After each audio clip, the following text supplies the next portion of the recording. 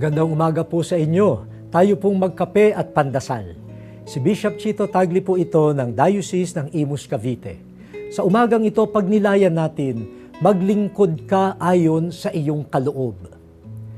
Ang isang maling pagpapakita ng kababaang loob o humility ay ang pagtanggi na tayo ay may natanggap na kaloob o gifts mula sa Diyos.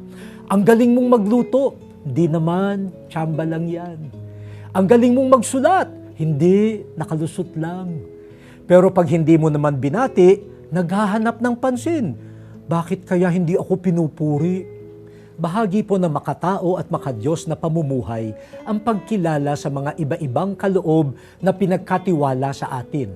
Pinagkatiwala, sabi ko, dahil kaya ibinigay iyon sa atin ay upang magamit sa paglilingkod, hindi para yumabang o magsamantala. Ang tunay na kababaang loob ay ang pagpapasalamat sa Diyos na tayo ay pinuno ng biyaya upang magawa tayo na kasangkapan ng kabutihan niya sa kapwa, sa bayan at sa kalikasan. Manalangin po tayo. Salamat o Diyos sa mga kaloob mong galing at talino. Pagyamanin nawa namin ang mga ito sa ikabubuti ng kapwa at ng lipunan. Amen.